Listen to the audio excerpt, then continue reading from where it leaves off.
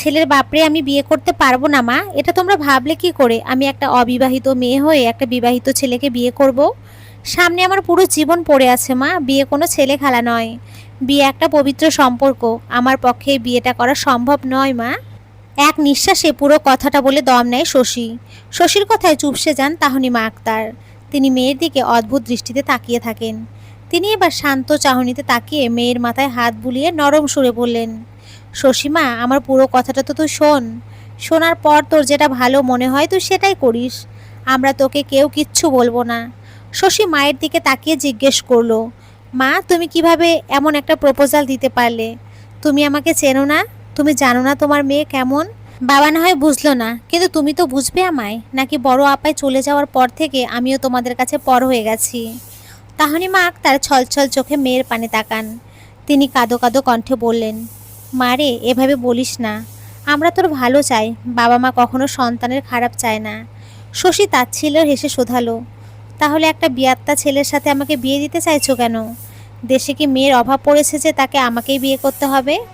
সবসময় আমি কেন বলির পাঠা হব মা? লাস্টের কথাটা আসতে বলায় তাহনিমা আক্তার শুনতে পেলেন না। তিনি ফের বললেন, তোর জন্য যদি একটা বাচ্চা ছেলে তার মায়ের অভাব পূরণ করতে পারে তাহলে দোষ কোথায় শশী? শশী মায়ের দিকে তাকিয়ে জবাব দেয়, মা তোমরা যতটা সহজ ভাবছো বিষয়টা ঠিক ততটাই কঠিন।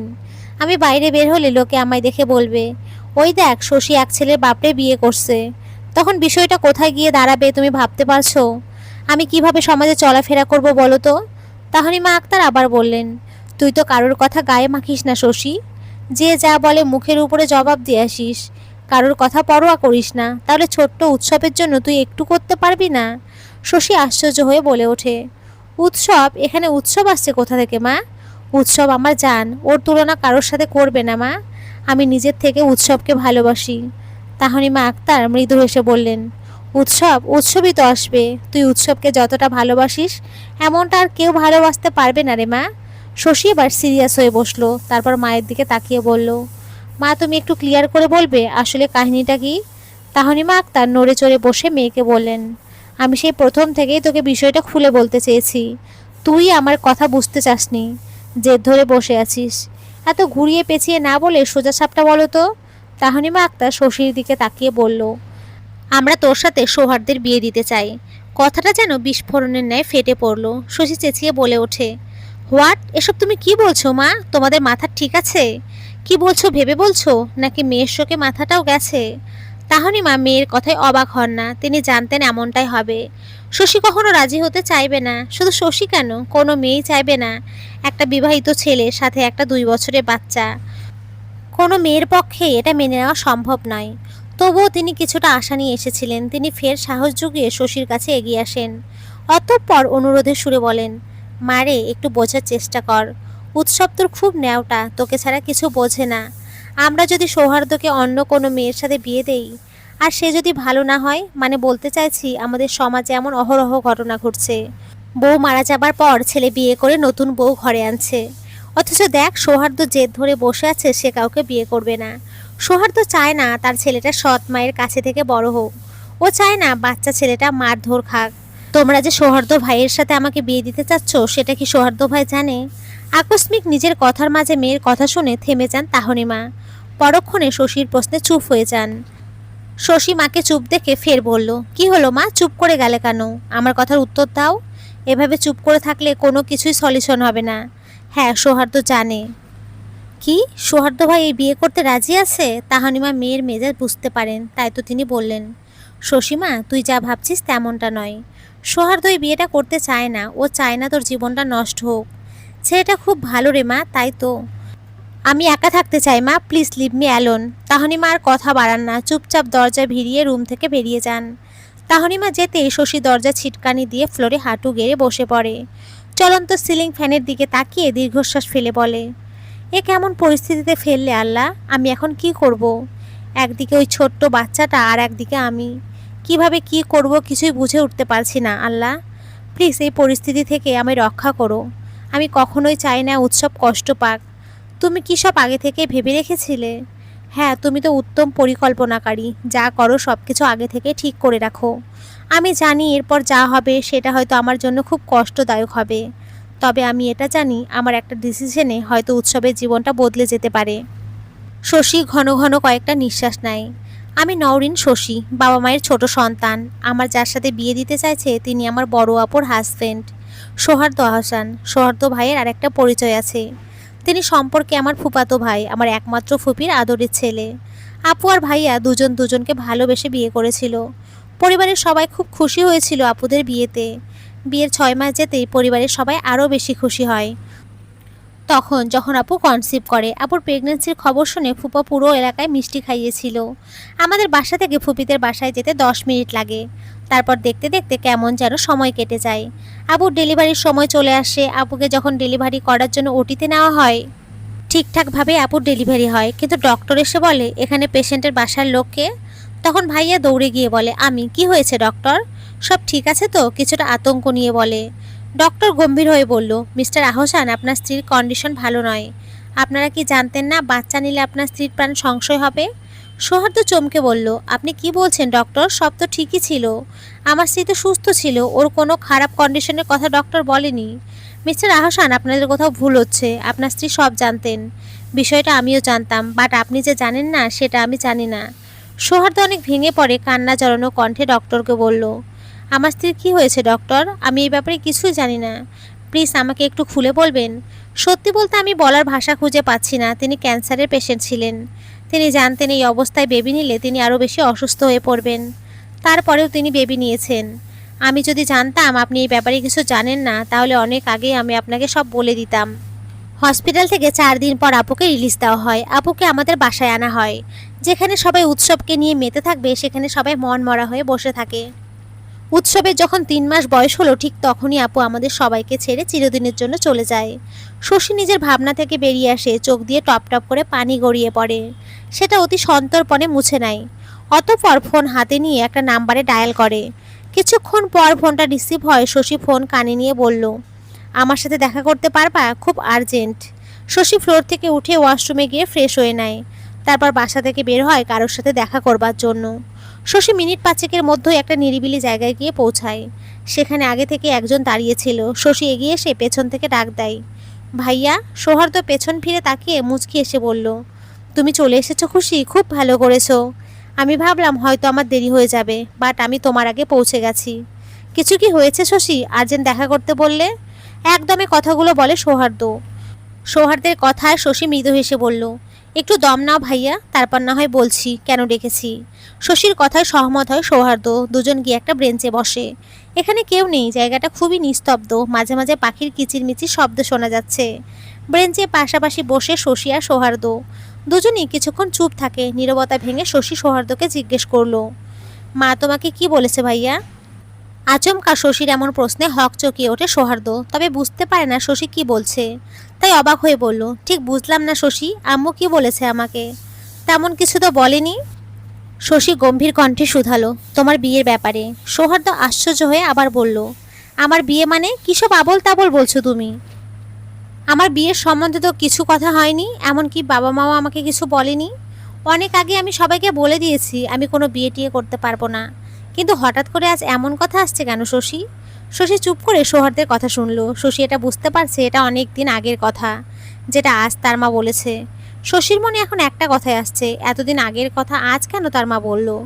শশীর ভাবনার মাঝে সৌহার্দ্য বলল, শশী। শশী চমকে বলল, কি? সৌহার্দ্য জিজ্ঞেস করলো, কিছু কি হয়েছে শশী?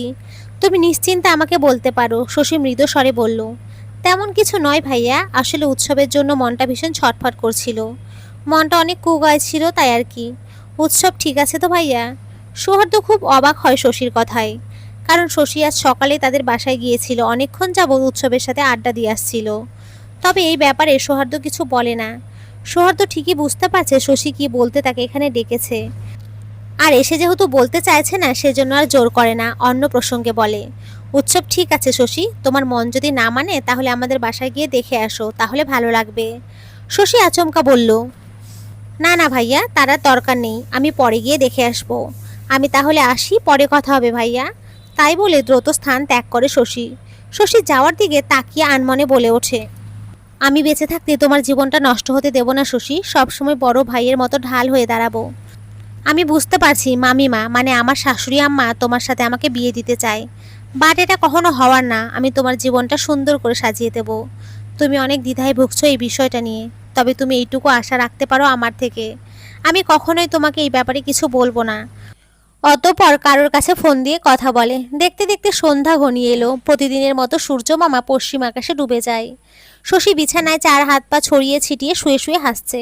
তার এক হাতে ফোন। একটু আগে তার মা এসে তাকে বলে গেছে, শশী আমি তোমাকে যা বলেছি ভুলে যা মা, মন খারাপ করে থাকিস না, তোকে এই বিয়েটা করতে হবে না। তুই যাকে বিয়ে করতে চাইবি আমরা তোকে তার সাথে বিয়ে দেব।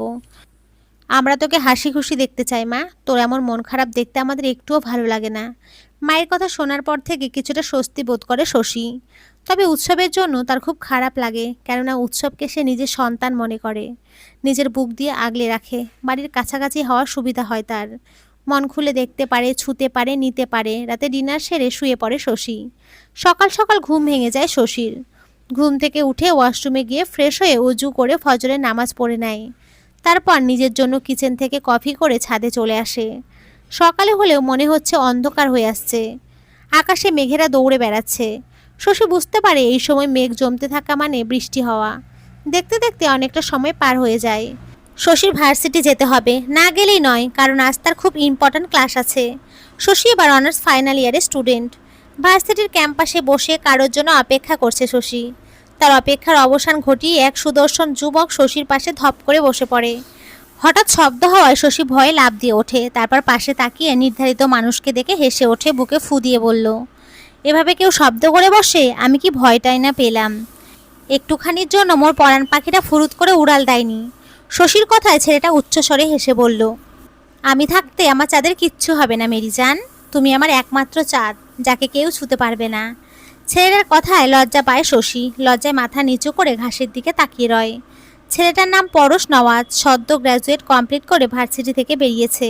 এখন বাবার বিজনেস সামলাচ্ছে। পরম শশীর লজ্জা মাখা মুখ দেখে বলল, লজ্জাবতী, কথা বলবে না নাকি চলে যাব? শশী পরশের দিকে তাকিয়ে রাগী দৃষ্টিতে তাকিয়ে বলল, কে অপেক্ষা করছে? কাকে দেখার জন্য চলে যেতে চাইছো? আচমকা শশীর এহেন কথায় হতবাক হয়ে যায় পরশ।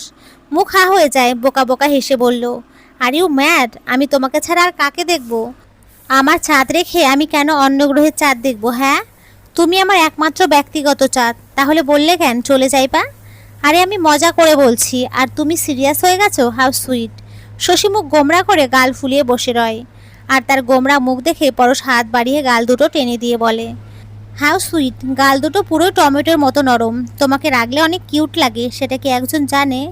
শশী পরশের হাত ঝাড়া মেরে ফেলে দিয়ে উঠে দাঁড়ায়। তারপর বলল, পরশ আর কত দেরি? আমি কিন্তু বাসায় বলে দেব। তোমার জন্য আমি হাজারটা প্রপোজাল রিজেক্ট করছি, কিন্তু এভাবে তো জীবন চলে না। আমি শুধু ক্যারিয়ারের কথা বলে আব্বু আম্মুকে চুপ করিয়ে রেখেছি। আব্বু আম্মু সবটা মেনে নিয়েছে, কিন্তু আমার এবার অনার্স শেষ। আব্বু বলেছে অনার্স শেষ হলে আমার বিয়ে দিতে চায়, তারপর না হয় আমাকে মাস্টার্স শেষ করতে বলছে। এখন তুমিই বলো আমি কি করব? পরশ মুচকি হেসে বলল, আর মাত্র কয়েকটা দিন যান, তোমার জন্য সারপ্রাইজ অপেক্ষা করছে। তুমি ভাবতেও পারবে না তোমার জন্য ঠিক কি কি অপেক্ষা করছে। তুমি কি করবে? সিক্রেট জান, বলা যাবে না। আজ আমি আসি, অফিসে যেতে হবে। বলে ক্যাম্পাস থেকে বেরিয়ে যায়। আর পরশে যাওয়ার পানে এক ধানে তাকিয়ে থাকে শশী। শশীর মাথায় একটা কথায় ঘুরপাক খাচ্ছে, সেটা হলো পরশ কি করতে চাইছে। ভার্সিটির ক্লাস শেষ করে শশী আর তার বন্ধু উর্মি ক্যাম্পাস দিয়ে হেঁটে ভার্সিটির বাইরে চলে আসে।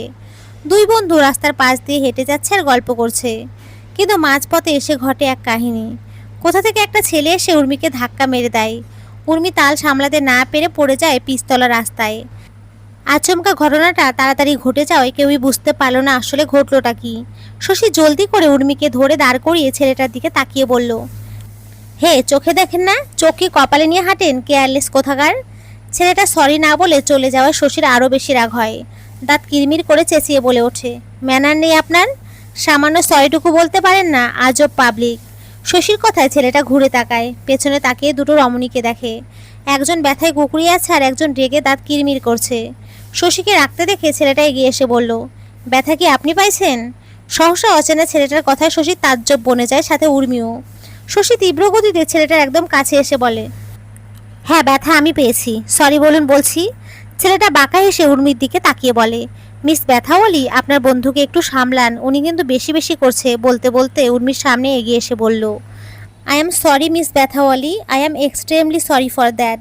আমার একটু তাড়া ছিল বোধহয়, সরি না বলে চলে যাচ্ছিলাম, তার জন্য আবারও সরি। আপনি প্লিজ ব্যথার জন্য ওষুধ খেয়ে নেবেন, আমার সময় নেই, নইলে আমি আপনাকে ডক্টরের চেম্বারে নিয়ে যেতাম। ছেলেটার কথা শুনে উর্মি ব্যথার কথা ভুলে মুচকি এসে জবাব দেয়, তার প্রয়োজন নেই, আমার বন্ধু আছে, ও আমাকে ডক্টরের কাছে নিয়ে যাবে। আচ্ছা বেশ, মনে করে যাবেন, আর আপনার বন্ধুকে একটু বলবেন অতিরিক্ত রাগ শরীরের জন্য ভালো না। বলে ছেলেটা চলে যায়। শশী পাশে দাঁড়িয়ে দাঁড়িয়ে সবটা দেখছে আর রাগে গজগজ করছে। ছেলেটা উর্মির কাছ থেকে সরলেই শশী গিয়ে উর্মির হাতে খামচে ধরে বলে, তুই তো ভাই হেব্বি খারাপ। ছেলেটা হেসে হেসে দুটো কথা বললো আর তুই পটে গেলি। তোর জন্য আমি ছেলেটার সাথে ঝগড়া করতে শুরু করে দিলাম আর তুই সব নেমো হারাম। বলে গটগট পায়ে সামনে হেঁটে গিয়ে একটা রিক্সা নিয়ে বাসার উদ্দেশ্যে চলে যায়। আর তার যাওয়ার পানে উর্মি হ্যাবলা কান্তের মতো তাকিয়ে থাকে। এখন তাকে কষ্ট করে একা একা বাসায় ফিরতে হবে। শশী থাকলে ওকে ধরে নিয়ে যেতে পারতো। ভালোই পায়ে ব্যথা পেয়েছে, খানিকটা ছুলেও গেছে। কষ্টে এখন নিজের চুল নিজেরই ছিঁড়তে মন চাইছে। কি দরকার ছিল ছেলেটার সাথে ভালো করে কথা বলার? যদি না বলতো তাহলে তাকে কষ্ট করতে হতো না। বেচারা উর্মি। রাতে ড্রয়িং রুমে বসে পরিবারের সবার সাথে গল্প করছে পরশ নওয়াজ। তখন তার মা মরিয়ম নওয়াজ সবার জন্য হালকা নাস্তা আনেন। এখন অবশ্য খাওয়ার সময়, কিন্তু তার ছোট মেয়েটা বলেছে আম্মু সবার জন্য সিঙ্গারা বানিয়ে আনো। তাই দোতলা সিঁড়ি বেয়ে নিচে নেমে আসে একটা ছেলে, ঠোঁটে তার হাসি। হয়তো কোনো বিষয়ে খুশি সে। ড্রয়িং রুমে এসে সিঙ্গারার গন্ধ পেয়ে বলল, ওরে বাস, সিঙ্গারার গন্ধ পাচ্ছি, কে বানালো? সোফায় বসে থাকা সাবা বলল, আম্মু ছাড়া আর কে? বড় আম্মু, আরগুলো ধরে দাও, আমিও কয়টা খাই। শান্তর কথায় ড্রয়িং রুমে সবাই হাসেন, কারণ শান্ত নওয়াজ সিঙ্গারা লাফার। সিঙ্গারা খুব পছন্দ করেন। সিঙ্গারা খেতে খেতে শান্ত বলল, বড় ভাইয়া, ভাবির কিন্তু সেই ঝাঁজ। শান্তর কথায় ড্রয়িং রুমের সবাই অবাক হয়ে তাকান। নিজের দিকে সবাইকে তাকাতে দেখে ঘাবড়ে যায় শান্ত। মরিয়ম নওয়াজ শান্তকে অবাক হয়ে জিজ্ঞেস করলেন, ভাবিকে? পরশ শান্ত, কি বলছিস, তুই বিয়ে করে ফেলেছিস? আমাদের বলার প্রয়োজন বোধটুকু করলি না? এ কেমন ছেলে পেটে ধরলাম আমি? আমাকে এই দিন দেখতে হবে, আমি কোনো দিনও ভাবি নাই। বলে বিলাপ করেন। স্ত্রীর অহেতুক কথা শুনে আনোয়ার নওয়াজ বললেন, আহ মরিয়ম, থামবে এবার, অহেতুক না জেনে বিলাপ করা শুরু করে দিলে। শান্ত কি নাকি বলল, আর তুমি তাই শুনে কি নাকি শুরু করেছো, একটু বলবে আমায়? পরে যদি বিয়েই না করবে তাহলে শান্ত কাকে ভাবি বলবে, তুমি কও আমারে। সময় হলে সবটা জানতে পারবে, চুপ থাকো। ছোটরা আছে এখানে। স্বামীর কথায় চুপ করেন মরিয়ম নওয়াজ। আর এদিকে পরশ রাগী দৃষ্টিতে শান্তর দিকে তাকিয়ে আছে। শান্ত ভয়ে শুকনো ঢোক গেলে। শান্ত যে ভুল জায়গায় ভুল কথা বলে ফেলেছে সেটা সে হাড়ে হাড়ে টের পাচ্ছে। শান্ত আমতা আমতা করে পরশকে বলে, আসলে ভাইয়া। পরশ শান্ত কণ্ঠে শান্তকে তার রুমে আসতে বলে নিজের রুমে চলে যায়। পরশের পেছন পেছন শান্ত চুপচাপ হেঁটে যায়। আর তাদের যাওয়ার পানে তাকিয়ে আনোয়ার নওয়াজ মুচকি হাসেন। স্বামীকে হাসতে দেখে বললেন, কি গো, তুমি হাসছো কেন? তোমার আবার কি হলো? আনোয়ার নওয়াজ মুচকি হেসে বলেন, তৈরি হয়ে নাও মরিয়ম, ছেলে তো বড় হয়েছে, তারও বিয়েটা তো দিতে হবে। এবার আমাদের বাড়ি নতুন মেহমান আসুক, কি বলো? মরিয়ম নওয়াজ কিছু না বুঝে বললেন, নতুন মেহমান মানে পরশের বিয়ের কথা বলছো তুমি? হ্যাঁ। রুমের ভিতর পরশ আর শান্ত। পরশ সোফায় বসে আছে, শান্ত খাটে। পরশ পায়ের উপরে পা দিয়ে বলল, এবার বল কি হয়েছে? শান্ত উৎফুল্ল হয়ে বলে ওঠে, ভাইয়া, আজকে ভাবিকে খুব রাগিয়ে দিয়েছি। শান্তর কথায় ভ্রু কুচকে জিজ্ঞেস করে, কি হয়েছে? শান্ত হাসতে হাসতে শশী আর উর্মির সাথে ঘটে যাওয়া সব বলে। সব শুনে পরশও হাসে, তারপর বলে, ও এটা একটা ফোন দিয়ে দেখি কি বলে। অতঃপর ফোন লাগায় শশীর নাম্বারে। 2বার দিলেও রিসিভ করে না শশী, ফলে 3বারের মাথায় রিসিভ করে বলে, বারবার ফোন দিচ্ছ কেন? তুমি বুঝছো না মেজাজ খারাপ আছে? কি বলতে কি বলে ফেলবানে। পরশ মুখ টিপে হেসে জবাব দেয়, আরে জান, মেজাজ খারাপ কেন? কি হয়েছে আমাকে একটু বলবে? শশী রেগে মেগে বলে, একটা বজ্জাত ছেলে উর্মিকে ধাক্কা দিয়ে ফেলে দিয়েছে, অথচ সরি না বলে চলেই যাচ্ছিল। আমি যখন ছেলেটাকে বললাম, ছেলেটা আমায় এসে কি বলে জানো? কি? ব্যথা কি আমি পেয়েছি? এটা কোনো কথা হইল বলো তো? মোটেও না, ছেলেটা একদমই ঠিক করেনি। তারপর কি হলো? তারপর ছেলেটা উর্মিকে গিয়ে সরি বলল, আর উর্মিও হাসি মুখে ছেলেটার সাথে কথা বলল। এটা কি উর্মি ঠিক করেছে তুমি বলো? না না, উর্মি কাজটা একদমই ঠিক করেনি। ওর উচিত ছিল ছেলেটাকে আচ্ছা করে ঝাড় দেওয়ার, কি বলো? হ্যাঁ, তুমি ঠিক বলেছো, এই জন্যই তো ওকে রাস্তায় ছেড়ে বাড়ি চলে এসেছি। ওর জন্য আমি ছেলেটার সাথে ঝগড়া বাঁধিয়ে দিলাম, আর ও কি করলো? ফার্দার যদি ছেলেটাকে সামনে পায় তাহলে আচ্ছা করে ঝাড় দিয়ে দেব, তখন বুঝবে শশী কি জিনিস। হ্যাঁ হ্যাঁ, আচ্ছা করে দিয়ে দিও। এখন মাথাটা ঠান্ডা করে একটু ঘুমাও, পরে কথা হবে, রাখি, আল্লাহ হাফিজ। আল্লাহ হাফেজ বলে কল কেটে দেয়। কল কেটে দেওয়ার পর উচ্চস্বরে হেসে ওঠে দুজনে, কারণ পরশ স্পিকারে দিয়ে কথা বলছিল। হাসি থামিয়ে শান্ত বলে, ভাইয়া আমি আর ভুলেও ভাবির সামনে পড়বো না, আমাকে সামনে পাইলে ভাবি যে কি করবে নে। পরশ হেসে বলে, ভাই তুই ভুলেও শশীর সামনে পড়িস না, যদি পড়িস তাহলে তোর খবর আছে বলে হেসে ওঠে। রাতে খাবার টেবিলে খাবার খাচ্ছে শশী। চুপচাপ নিজের মতো খাওয়ায় তার মনোযোগ রয়েছে। তার পাশে তার বাবা সুলাইমান সাহেব খাচ্ছেন, আর তার পাশে তার মা নিজে খাচ্ছেন এবং স্বামী সন্তানকে পরিবেশন করছেন। খাওয়া প্রায় শেষ পর্যায়ে এমন সময় সুলাইমান সাহেব শশীকে উদ্দেশ্য করে বললেন, শশী মামুনি, কালকে ভার্সিটিতে যাওয়ার দরকার নাই, কালকে বাসায় মেহমান আসবে। শশী নর্মালি উত্তর দেয়, ঠিক আছে আব্বু। অতঃপর খাওয়া শেষ করে নিজের রুমে চলে যায়। শশী চলে যেতেই তাহনিমা আক্তার স্বামীকে প্রশ্ন করেন, তুমি শশীকে কিছু বললে না কেন? এতে যদি হিতে বিপরীত হয় তখন কি হবে? তোমার বলা উচিত ছিল, মেয়েটা কিন্তু খুব রেগে যাবে। সুলাইমান সাহেব হালকা হেসে বলেন, যা হবে ভালোই হবে, তুমি অযথা টেনশন করে তোমার বিপি বাড়িও না। যা ভালো হয় তাই করো, কিন্তু মেয়েটার চোখের পানি আমি দেখতে পারবো না। সেইভাবে কাজ করবে বলে দিলাম। দুজন খাওয়া শেষ করে যে যার মতো ঘুমোতে চলে যায়। রাত 10টা, শশী বিছানায় শুয়ে আছে। পাশে অনবরত ফোন বাজছে, অথচ ফোন রিসিভ করার কোনো নামগন্ধই নেই। শশী ইচ্ছে করে ফোন ধরছে না, কারণ ফোন উর্মি করেছে। উর্মির উপরে খুব রেগে আছে। শশীর ভাবনার মাঝে আবার ফোন বেজে ওঠে। শশী নাম্বার না দেখে রিসিভ করে বলে, এই শালি, বারবার ফোন করছিস কেন? তুই বুঝছিস না আমি ফোনটা ধরতে চাইছি না? তাহলে কেন বারবার ফোন করে বিরক্ত করছিস আমায়? খবরদার আমায় ফোন দিবি না, দিলে তোর খবর আছে। ফোন রাখ বলছি। বলে ফোনটা কেটে দিতে গেলে ফোনের ওপাশের ব্যক্তির কথা শুনে থেমে যায় শশী। কান থেকে ফোনটা নামিয়ে ফোনের স্ক্রিনের দিকে তাকিয়ে দেখে সৌহার্দ্য ভাইয়া নামে সেভ করা। শশী জিভে কামড় খেয়ে বলল, ভাইয়া তুমি এত রাতে কল করেছো কেন? প্রবলেম হয়েছে নাকি? সৌহার্দ্য শশীর কথায় জবাব না দিয়ে প্রশ্ন করে, শশী তুমি কাকে এসব বলছিলে? কে তোমায় বিরক্ত করছে? শশী খুব লজ্জা পায়। নাম্বার না দেখে কথাগুলো তার বলা উচিত হয়নি। সৌহার্দ্য ভাই কি নাকি মনে করলো, ধুর ভাল লাগে না, আমি আসলে একটা গাধা, না দেখে বকবক শুরু করে দিয়েছি। শশীর ভাবনা ছেদ পড়ে সৌহার্দ্যর কথায়। সৌহার্দ্য ফের বলল, শশী আরে ওকে কথা বলছো না কেন? শশী বোকা বোকা হেসে বলে, আসলে ভাইয়া আমি নাম্বার না দেখে এতগুলো কথা বলে ফেলেছি। তুমি মাইন্ড করো না, আমি আসলে আমার ফ্রেন্ড ভেবে এতগুলো কথা বলেছি। ও এতবার ফোন দিচ্ছিল, তাই ভাবলাম এবার হয়তো ওই ফোন দিয়েছে, তাই আর কি। আচ্ছা ঠিক আছে, কোনো ব্যাপার না। সৌহার্দ্যের কথায় শশী স্বস্তির নিঃশ্বাস ফেলে, তবে কি যেন মনে করে বলে, ভাইয়া এত রাতে কি মনে করে ফোন দিলে? উৎসব ঠিক আছে তো? ওর কিছু হয়নি তো আবার? সৌহার্দ্য মৃদু স্বরে হাসে, কারণ শশী উৎসবকে নিয়ে সবসময় পজিটিভ। শশী যেমন উৎসব অন্তপ্রাণ, তেমনি উৎসবও শশী অন্তপ্রাণ। দুজন দুজনকে খুব ভালোবাসে, দুজন দুজনার প্রাণ। তারপর শশীর কথায় উত্তর দেয়, রিল্যাক্স শশী, উৎসব ঠিক আছে। উৎসব বারবার শুধু তোমার কথা বলছে, খালা খালা করছে, তাই ভাবলাম তোমার সাথে কথা বলিয়ে যদি একটু ঘুম পাড়িয়ে দিতে পারতাম, তাহলে ছেলেটা ঘুমাইতো। শশী হালকা হেসে কল কেটে দিয়ে ভিডিও কল দেয়। উৎসবের সাথে বেশ কিছু সময় কথা বললে উৎসব একসময় ঘুমিয়ে পড়ে। সেই জন্য শশী কল কেটে দিয়ে নিজেও ঘুমিয়ে পড়ে। এখন বেশ অনেকটা রাত হয়ে গেছে, সকালে উঠে আবার মায়ের সাথে কাজ করতে হবে। বাসায় মেহমান আসবে, অতপর ঘুমের দেশে পাড়ি জমায় শশী। ফজরের আজান কানে যেতে ঘুম ভেঙে যায় শশীর। দেয়াল ঘড়ির দিকে তাকিয়ে দেখে 4:45। শশী বিছানা থেকে উঠে ওয়াশরুমে গিয়ে দাঁত ব্রাশ করে অজু করে নামাজ পড়ে নেয়। তারপর ঘর থেকে বেরিয়ে সোজা বাড়ির বাইরে চলে আসে। শশী বাড়ির বাগানে অনেক ধরনের গাছগাছালি লাগিয়েছে, আর বাড়ির ছাদে তার সব প্রিয় ফুল গাছগুলো লাগিয়েছে। বাগানের পরিচর্যা নিজেই করে শশী। গাছ পরিষ্কার করা থেকে গাছে পানি দেওয়া সবটা শশী নিজে করে। এত এত গাছের মধ্যে শশীর সবচেয়ে প্রিয় গাছ সুপারি গাছ। সুপারি গাছগুলো সারি সারি লাগানোই খুব সুন্দর লাগে শশীর কাছে। ধীরে ধীরে বেলা বাড়তে থাকে, অন্ধকার সরে আলোর দেখা মিলছে।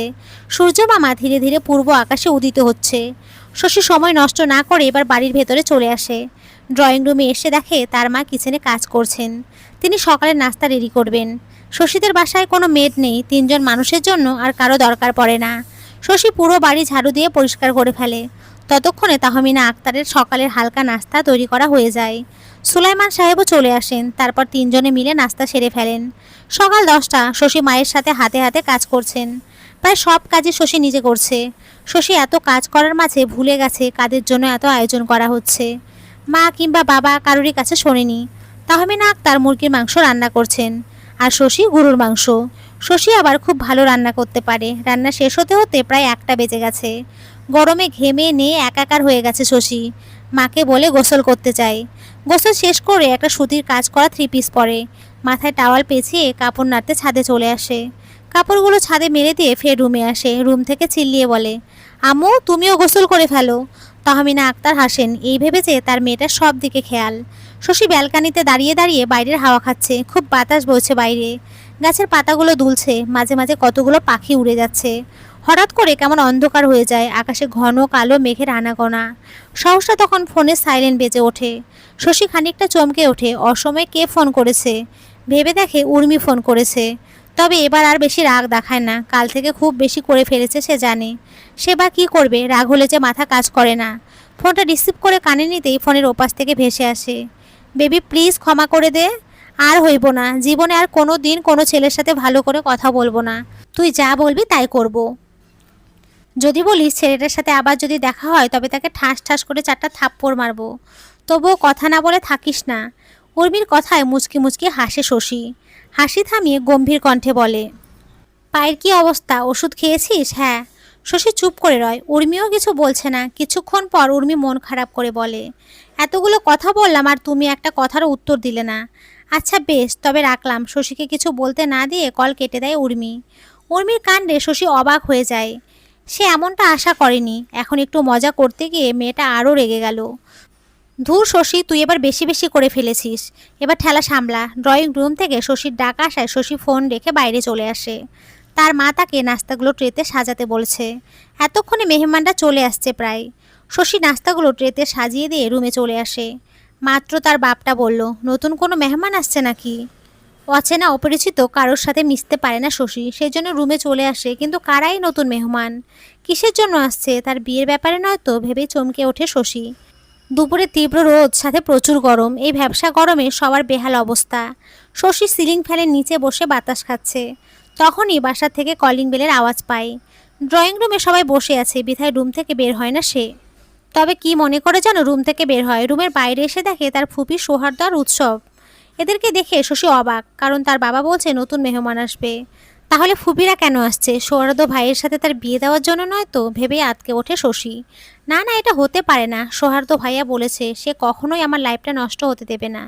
শশী দৌড়ে রুমে এসে দরজা আটকে দেয়। রুম জুড়ে পায়াচারি করছে। এখন মনে হচ্ছে বাবার কাছে না শুনে সবচেয়ে বড় ভুল করছে। যদি একটু জোর করে শুনতো তাহলে অবশ্যই বলতো তাকে। মিনিট 5 অতিবাহিত হওয়ার পর আবারও কলিং বেল বেজে ওঠে। শশী আর বাইরে বের হয় না। একটু পর দরজায় কেউ এসে নক করে। শশী ভদ্র মেয়ের মতো দরজা খুলে সামনে তাকিয়ে উর্মিকে দেখে অবাক হয়। তারপর তাকে জিজ্ঞেস করে, তুই এখানে কেন? উর্মি মুখ ভেঙচি দিয়ে বলে, কেন রে, আমার আশা কি বারণ? আমি কি আসতে পারবো না? ধর তোর ভাগ্নেকে, বলে উৎসবকে শশীর কোলে তুলে দেয়।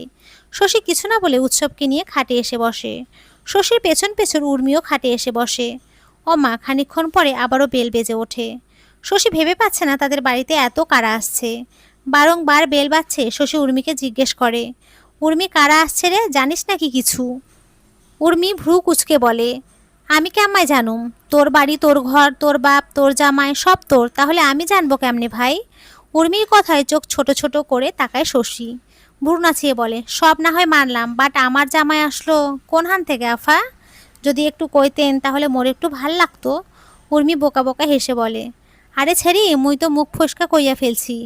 আর কইছে তাতে তোর কি? তুই বিয়ে করলে তোর জামাই হইব না, তুই ক। শশীর মনে খটকা লাগে। কাউকে তার সুবিধা লাগছে না। সবাই মনে হচ্ছে তার থেকে কিছু লুকাচ্ছে। তবে সে গায়ে না মাখিয়ে দুই বান্ধবী আড্ডা দিতে লেগে যায়। ড্রয়িং রুমে বসে আছেন আনোয়ার নওয়াজ, পরশ, শান্ত, তাদের বোন সাবা আর তার মা মরিয়ম নওয়াজ। আনোয়ার নওয়াজ হেসে হেসে কথা বলছেন সুলাইমান সাহেব ও সোহার্দর সাথে। শশীর ফুপি আর মা দুজন সবার সাথে নাস্তা নিয়ে আসেন। পরশ ভদ্র ছেলের ন্যায় চুপচাপ বসে সবার কথা শুনছে। পাশ থেকে শান্ত বারবার খোঁচা দিচ্ছে তাকে।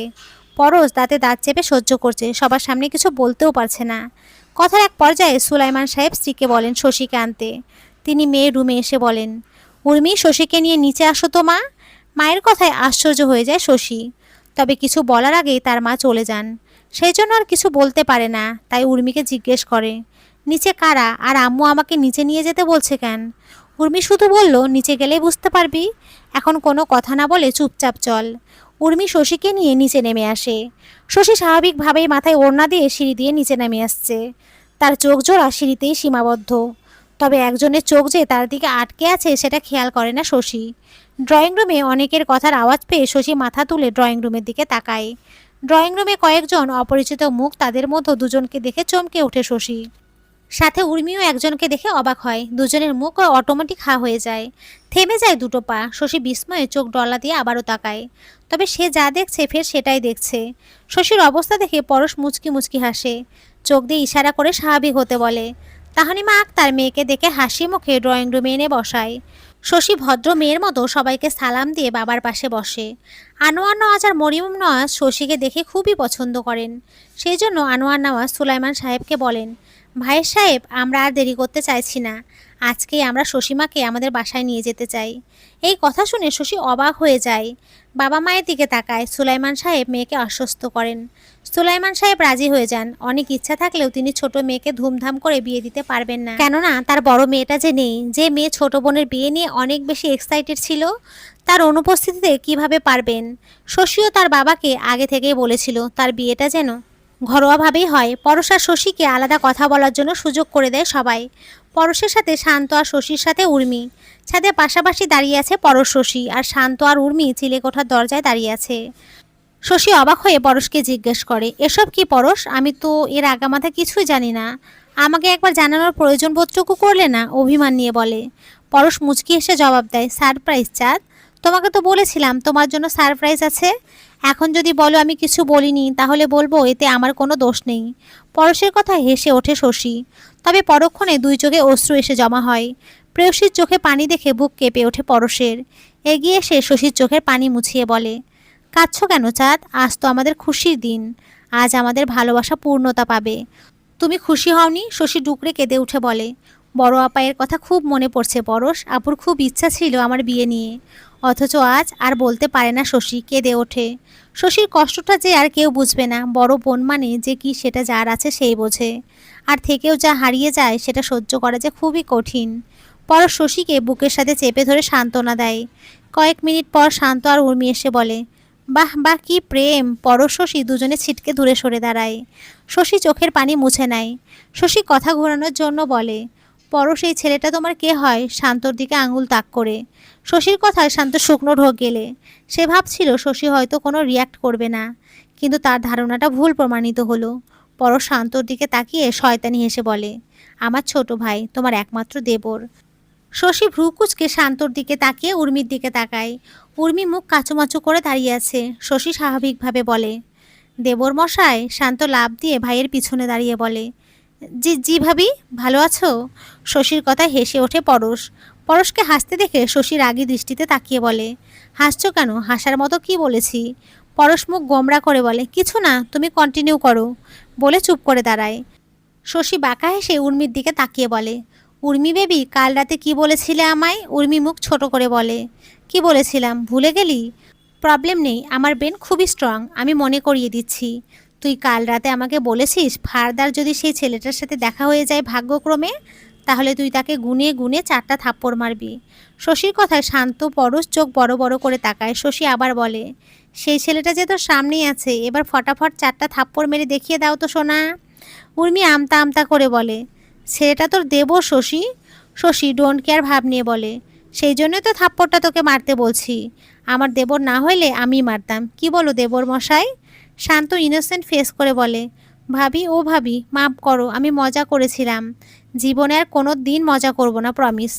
শশী উর্মি বলে জোরে ডাক দেয়। উর্মি শান্তর কাছে এগিয়ে এসে বলে, মাফ করবেন, আমি ইচ্ছে করে কিছু করছি না, এতে আমার কোনো দোষ নেই বলে থাপ্পড় দিতে গেলে শশী স্টপ বলে চেঁচিয়ে ওঠে। তারপর বলে, তোর এত বড় সাহস, আমার সামনে আমার দেবরকে থাপ্পড় মারিস? শশীর কথায় সবাই যেন আকাশ থেকে পড়ল। তিনজনে চোখ বড় বড় করে তাকায়। সবার তাকানো দেখে শশী উচ্চস্বরে হেসে ওঠে। শশীর হাসি দেখে বাকি তিনজনেও হেসে ওঠে। হাসতে হাসতে চারজন নিচে নেমে আসে। রাত 11টা। বাসর ঘরে বসে আছে শশী। অনেকক্ষণ ধরে ঘোমটা দিয়ে বসে থাকায় গরমে ঘেমে গেছে।